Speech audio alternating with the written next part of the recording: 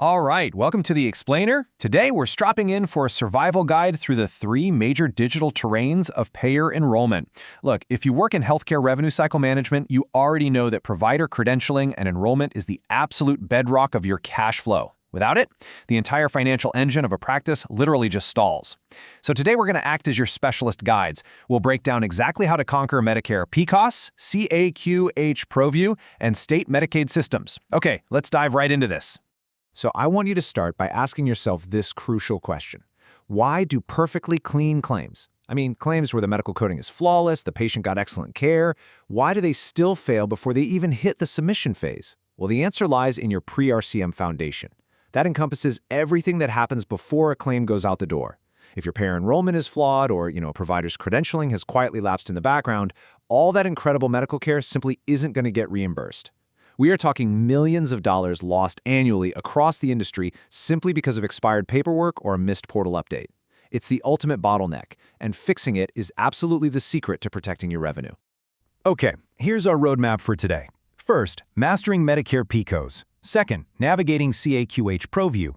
Third, we'll look at state Medicaid variations. And fourth, we'll wrap up with tech solutions. Let's get going. All right, Terrain 1, Federal, Mastering Medicare PECOS. Think of the federal Medicare portal as this heavily regulated, high-speed highway. You absolutely cannot drive on it without the proper digital license, and those entry ramps are heavily guarded. The systematic flows CMS requires is super strict. You can't just jump in. Step 1 is the INA, the Identity and Access Management Account Setup. Getting this initial authentication right is critical. Once you're in, you move to Step 2, selecting the specific CMS 855 form you need. Step 3 requires meticulously uploading your supporting documents, things like your NPI, CV, and W-9.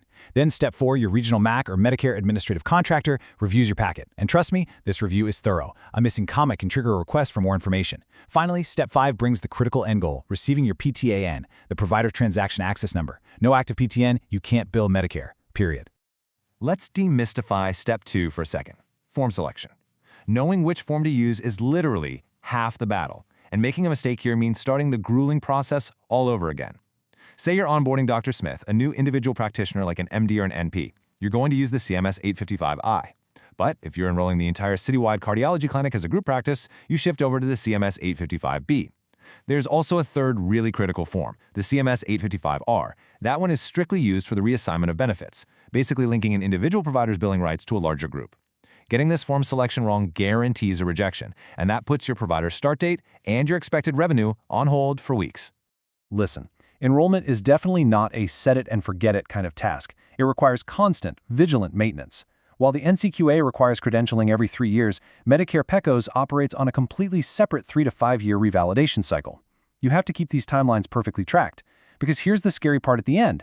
If you miss the CMS revalidation deadline, your billing privileges are revoked immediately. There's no grace period.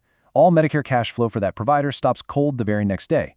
Denials just start pouring in, and untangling a revoked status takes exponentially more time than simply submitting the packet on schedule in the first place. Moving right along to Terrain 2, Commercial, Navigating CAQH ProView. Now that we've survived the federal highway, we are entering the commercial space, and CAQH ProView is a completely different beast to tame.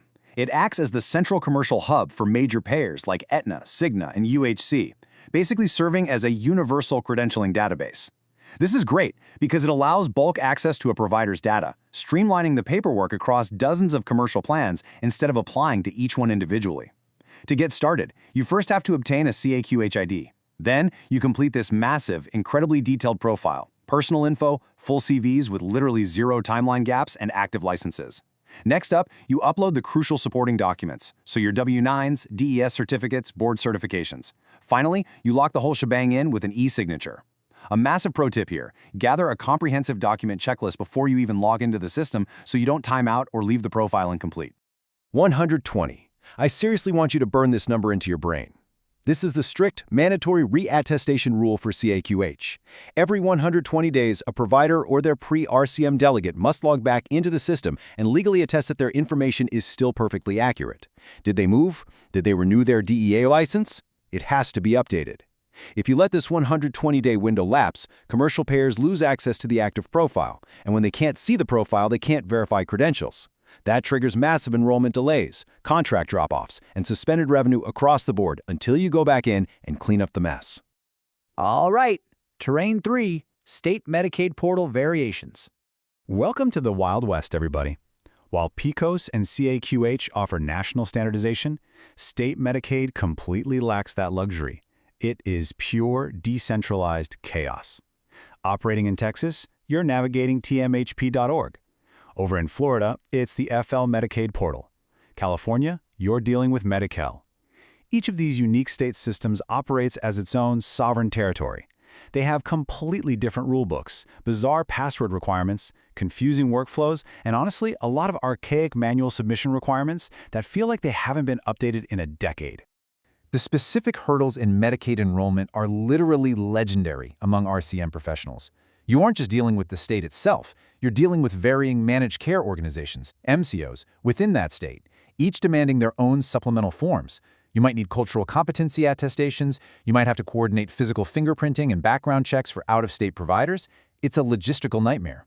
And the absolute worst part, the real-time status tracking black holes. You submit a dense, perfectly organized packet, and it might just sit there with absolutely zero status updates for 90 days. You're left questioning your life choices and fielding angry calls from the clinic asking why the provider can't see Medicaid patients yet. It takes immense patience and follow-up. Okay, let's talk solutions. Section 4, the upgrade, automation and tech solutions.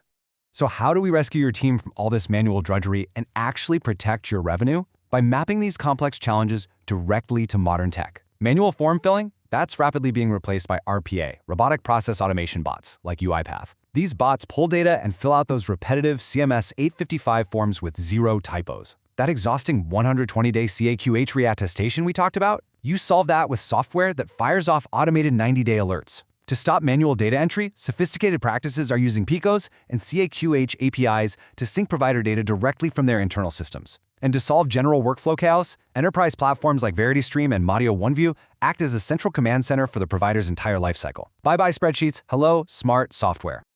A tech-enabled timeline shifts your entire department from just reacting to fires to being fully proactive.